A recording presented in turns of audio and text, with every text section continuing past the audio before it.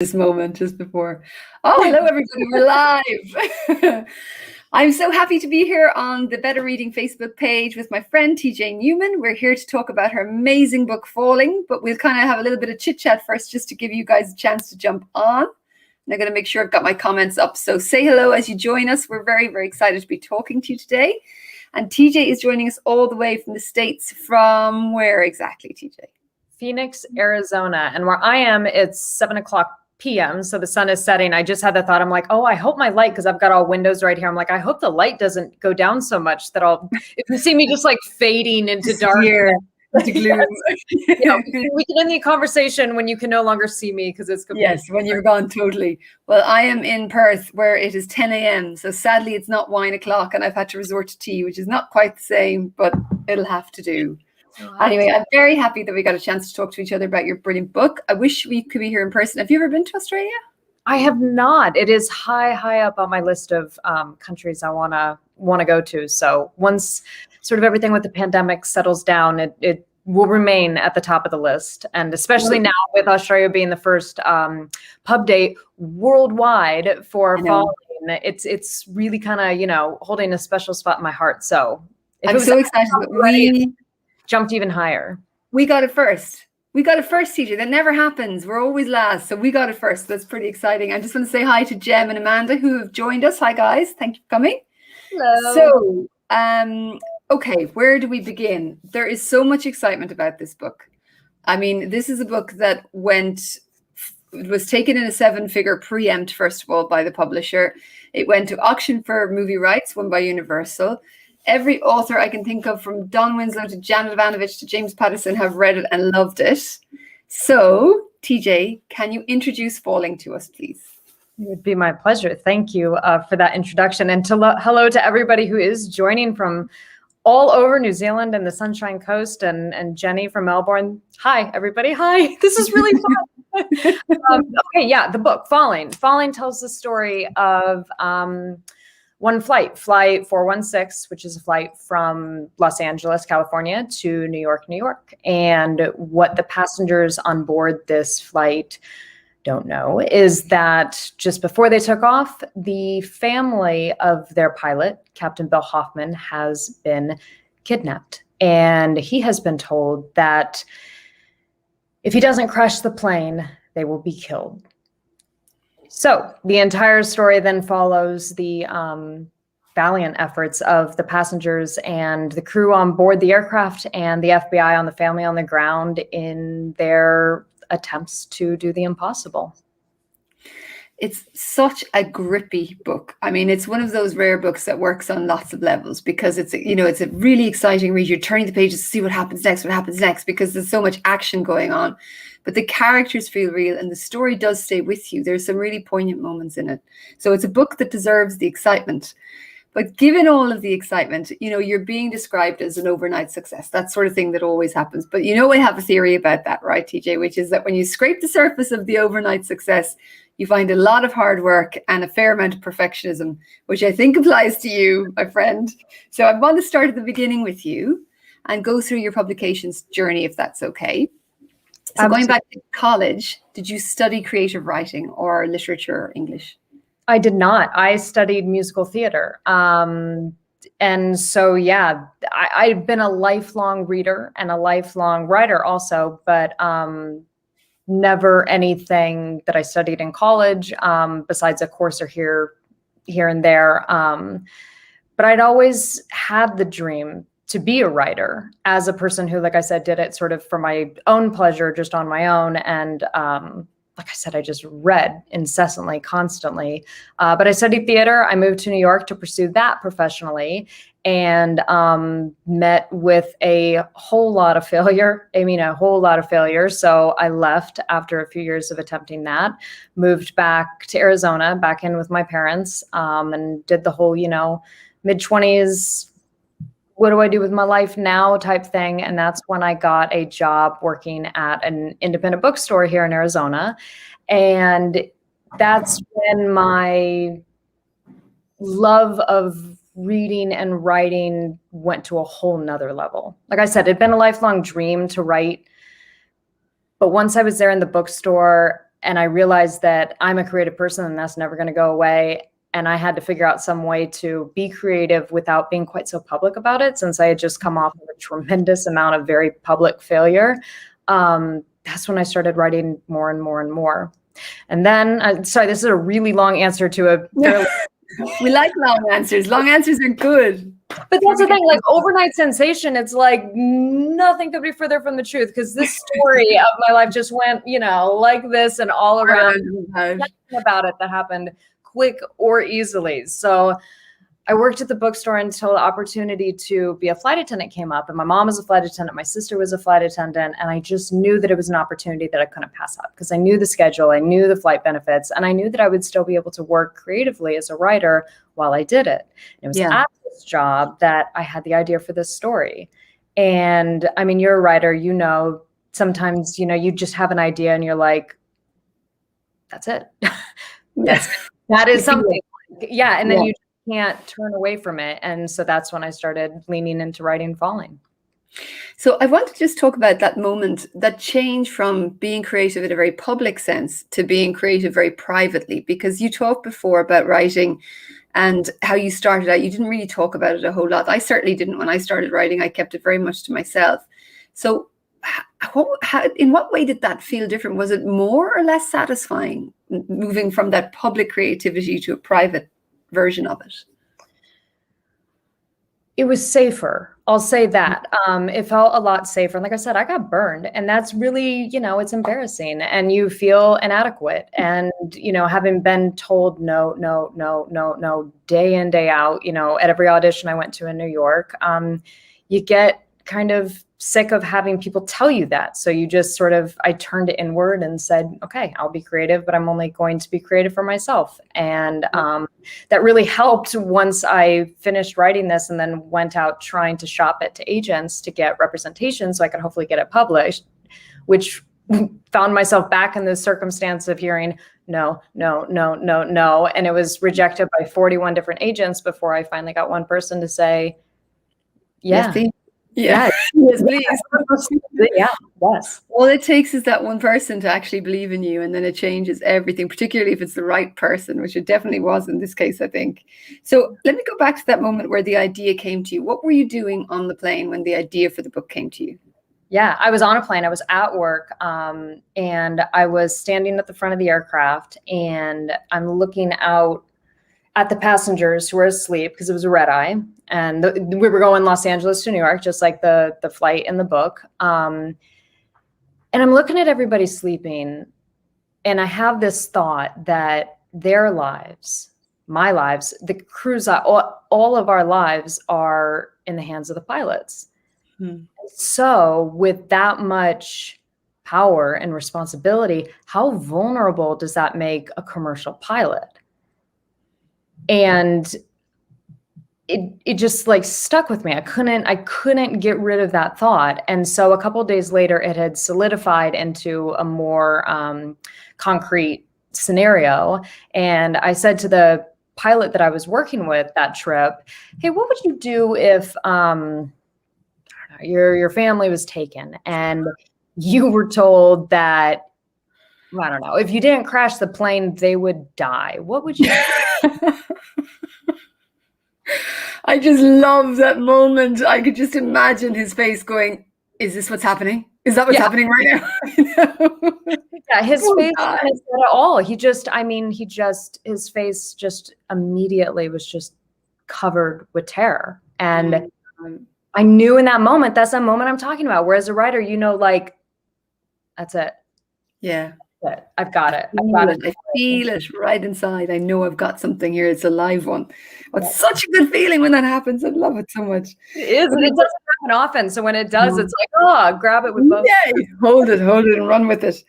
One of the things I really liked about the book, and I know I've said this before, I'm not really into the whole write what you know maxim, but I did feel that the fact that you had worked as a flight attendant and you really understood that world lent a real verisimilitude to the book. It really felt real to me. And I also felt like you were drawing back the curtain for me a little bit, and I was getting a little bit of an insight into that world. And the thing that struck me most about it was the camaraderie between the flight crew. They felt like a family. And I wondered if you can talk a little bit about that. Is that what it's really like, or is it a bit more behind the scenes? I mean, like any family, there's dysfunction. And of course, we're going to, have our moments, like you said. But family was an overarching theme in this story. And the crew as family is absolutely a layer of that. Aviation's different in that, we don't go home from work at the end of the day to our families. We go home to the hotel together.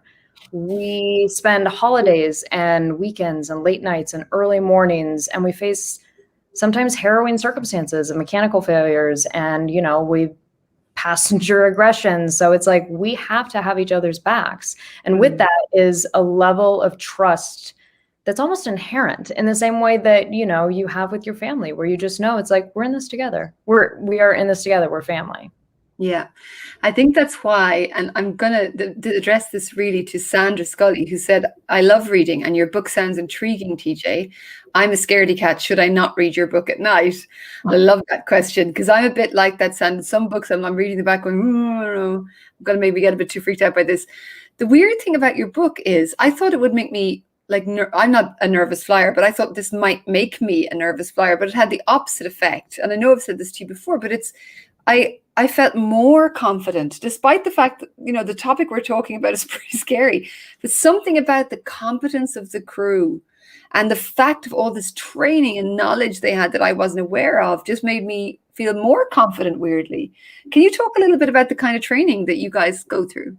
I will. And I have to say, I love that reaction. And I've been hearing that pretty consistently, which I so appreciate, because I think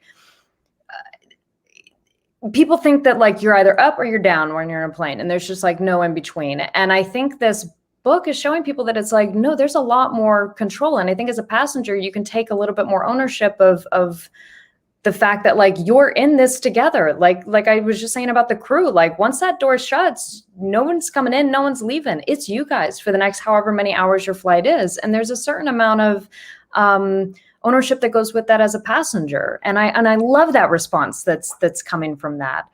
And to answer, they took her name down. I don't remember who asked the question. But Sandra, about being afraid? Yes, Sandra, about being afraid. It's scary, but I think of it as more intense. So it's not going to keep you up at night in the way of oh, I'm afraid, but it's going to keep you up maybe at night in the way of what's going to happen. I have to turn the page. At least I hope that happens when you read it. I'm not hoping that you lose sleep. I'm not wishing you sleep deprivation, but as a writer, that's a huge compliment. So I do kind of hope it. Maybe, I don't know.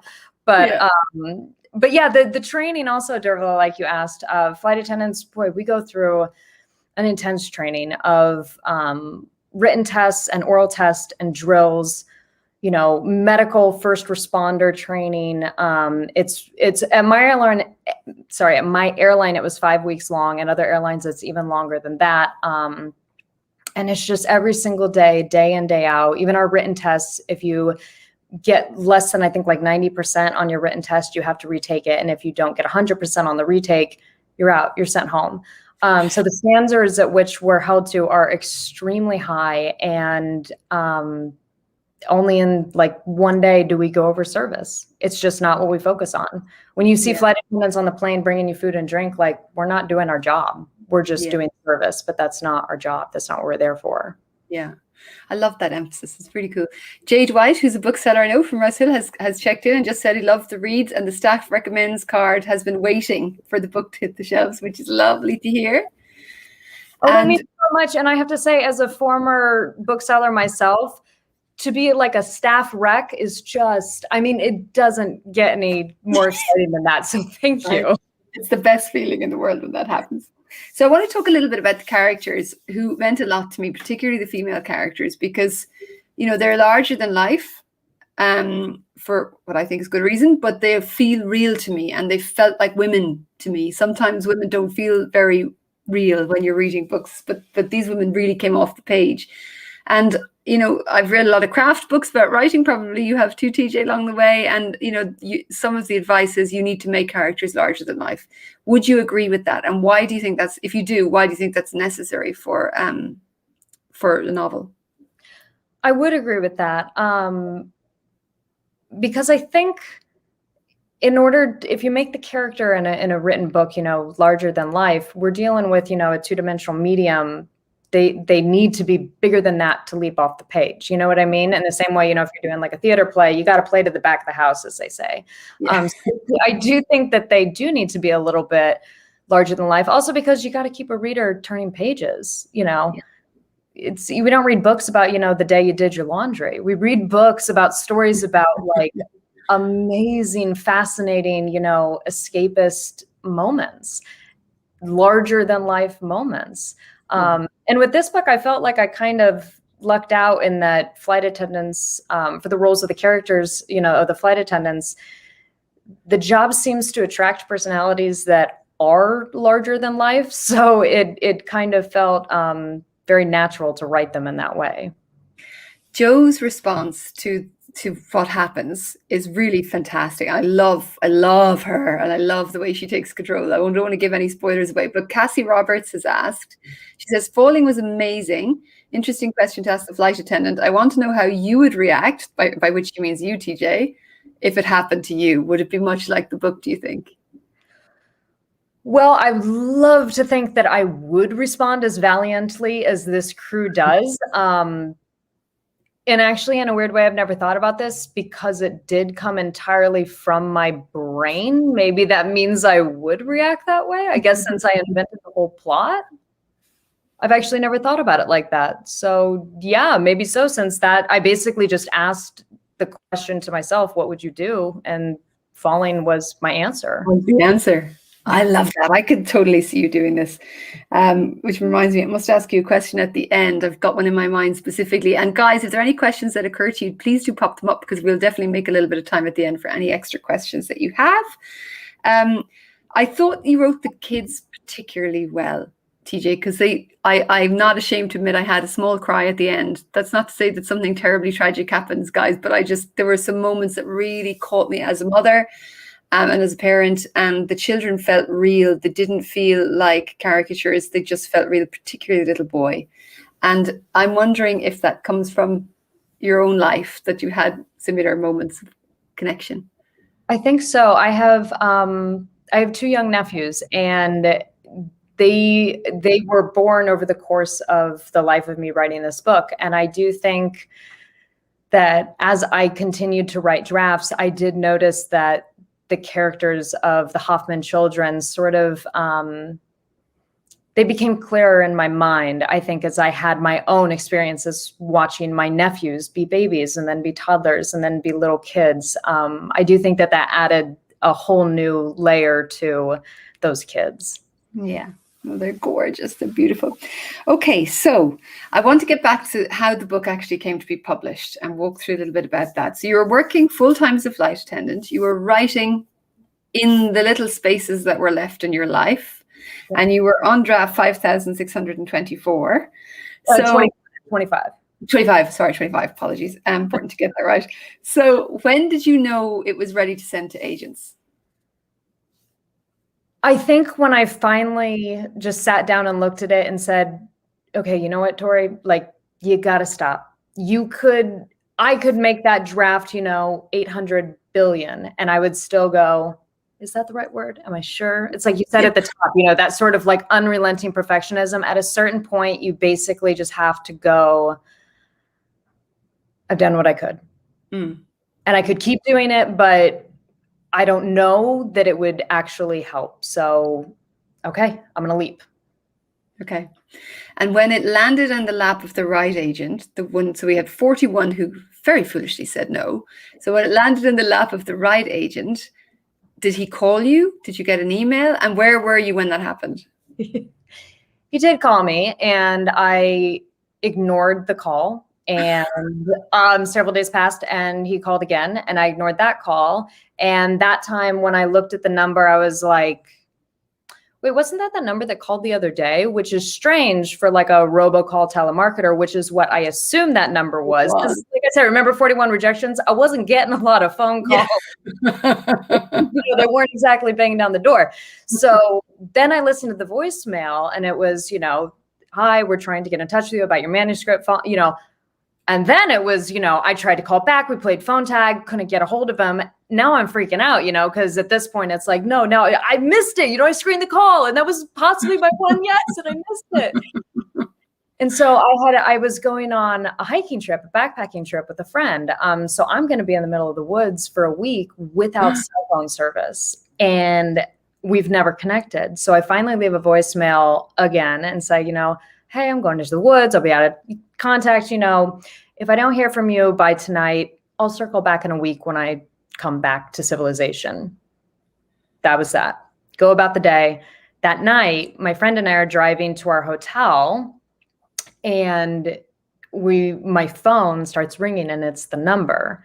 And so I pull over, and bear in mind, it's nighttime. We're in the woods. My friend that I'm with has no idea that I've written a book. None of this. She didn't know that. Oh my God. So all she sees is me pulling over for no reason into like the middle of the woods, in the middle of the night. And I put the car in park and she's just like, what is happening? I say to her, I turn around and I go, this is going to be really weird, but I promise I'll explain everything. I have to take this call. Yeah. So I answer the call. The call goes great. And she's just sitting there, listening to me talk. And I'm saying, TJ, in this book, here's this. Yes, of course, I'll send you the manuscript and like this whole thing. And she's just listening. So I have this call and I hang up and it's just silent. And she looks at me with this look that's just like, but what was it? And I turn to her and I go, I don't know for sure, but I think there's a really good chance my entire life just changed. Oh my God, TJ. Oh my God, that moment is amazing. It was. And then, of course, we go to the hotel and I'm like, oh, okay, I have to email him the manuscript. And then it was like, freaking out. But am I sending him the right version or is it draft 200? Yes, exactly. Yeah. Panic, yes. These things always seem to happen when you're not at your actual home computer where you can access things and everything's organized. It's always when you're trying to pull something through your phone and always. And the internet's spotty and everything's always. Did I send it? Did I not send it? Is he gone? The uncertainty of it. But it is crazy. I mean, when that happens and everything changes, it takes a long time for things to sink in. Do you think that any of this has sunk in yet for you? No, it's all just surreal. And I feel like I say the word surreal a lot, but I don't know how to describe it besides that. Like I'm on a video conference with a bunch of wonderful people in Australia talking to you, Dervla, about a book I wrote. Like, no, this is insane. I think I'm so used to accepting the rejection that accepting validation really hard for me, really hard. So it's a very weird thing, but I have to tell you, you are just a born writer. You can tell when someone is a born writer, and I could tell the moment I started reading this book. So you're going to be writing forever and it's going to be great. So you can just enjoy it now. I know you won't believe it, but you can just enjoy it. It's amazing. Okay, so we know the movie rights went to a bidding war, which was won by Universal. So the book's going to be a movie. So I want to know, have you ever played the fantasy casting game? I have the whole book cast. Like the whole thing is completely cast, but they're with the characters that I made up in my head as I was writing the book. You know what I mean? So it's really hard for me to recast when I've already cast it completely just with fictitious people in my head. So I've been enjoying actually hearing other people's versions of who they would cast. I feel like it's a weird indication of like that's how that character came off to you? Interesting. Like, huh, okay, interesting. I've said to you before, I think when I do, if I've foolishly answered that question a few times, and no matter who I say, people are disappointed because, as you say, everybody has a very clear picture in their mind. They're like, really? That guy? What is wrong with you? So it's safer to not answer the question. But here's the question that occurred to me earlier that I wanted to ask you. So you have been a performer. When the movie is made, would you like to be in it? I would love to be in it. Yes, like, row 16, middle seat, just the top of my head that you see there. I mean, even that alone, just love. Yeah, I think that's awesome. And that's so the right answer. Like, you think about it, Stephen King's been in all his movies, I think, or a lot of them. And Stan Lee used to do all this things. So I think that's, if Stephen King does it, it's the right way to go. I think it's absolutely right. So Linda has said, love being in this chat. Happy to be the silent third buddy at the table sipping the Pinot Gris. Well, I'm very jealous of you, Linda, that you're sipping the Pinot Gris because we are on the tea. But really, really glad you guys are here too. It's so much more fun when you've got a group, and it's really nice to see questions and comments coming in. So thank you guys for joining us. So now, TJ, you're working on your second book at the moment. Is that right? I am. So is it set in the sky on there? Can we get any hints, or is it very, very much on the down low right now? It's very much on the down low. I'm going to play this one just as close to the chest as I played the first one. Okay. But I will say that, I don't think that you do a job as fascinating as being a flight attendant and working in aviation for a decade and use up all your stories and material in one book. Yeah. Okay. All right. That sounds very promising. So, do you, as a writer, have you ever gone off in the wrong direction? And do you recognize when it's happening? Oh, yeah. But you usually don't, at least in my experience, you usually don't realize it until it's far too late. Right. Yeah. And so you finish the whole thing and you're like, done. And then you're like, that does not work. Okay. Never mind. And out. There were entire sections of this book, entire plot lines, characters that didn't make it, and brand new ones that got brought in at the last minute. So, yeah. Yeah, it takes time. I remember with my first book, I wrote at least 40,000 words down the wrong direction and then realized it was deadwood. But you don't know, particularly, I didn't in the early days recognize it as well as I do now, because so much of it is new. And then as you get a bit more experience, you're like, oh yeah, I can feel that I'm just working this with my brain and not with my heart. And you need to have both working, I think, to make it feel real. Yep. So and I think if I look back at the parts that ultimately got cut and didn't make it, I look and I go, I think I knew that. I think I knew it the whole time. And I definitely knew it like when I would read that draft over again, because you can feel it just not really working and doesn't make sense. Yeah. 100%. So what has life been like for you this year outside of writing? It's pretty much, is it lockdown across the board? It's been pretty much just me here at home continuing to read and write and work on stuff. It's bringing Falling to publication has been, it's my first book. It's my first time. So like everything is a first and it comes with a learning curve. I don't know what I'm doing. Really just day by day going like, okay, what's this? How do I do this? How do I make that? So that's been pretty much a full-time job. Yeah. Because Sandra had asked if you are still working as a flight attendant or writing full-time, but you've been writing full-time for a little while now, right? Yep, I have. Well, once I got the contract for Falling, I went ahead and quit my job as a flight attendant. And I'm finding a new, very exciting aspect of being a full-time writer is that I no longer lose my train of thought or lose that great line by someone coming around the corner asking for a ginger ale. Yeah. Which is a really nice treat. It's like when I was writing on the plane, I'd just get to a great part and I'd be writing and then, excuse me. Yes. It's like, it's just, I try to go back and it's gone. I forgot. Yeah. You've got to have that moment. I know when I gave up my day job, I thought I would be super productive because I used to write about an hour and a half to 2 hours at night where I would squeeze it in, when the kids were in bed. And I thought, oh my God, I've got all this time. I'm going to be amazing. 4 books a year, easy. And then I found it wasn't quite right. That has it been like that for you? Not as productive as you thought?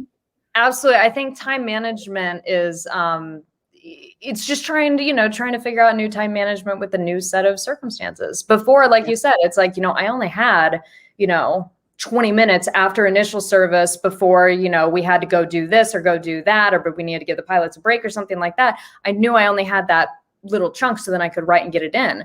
Now with the open time, it is kind of like, oh, what's happening on social media? Oh, what is, and then.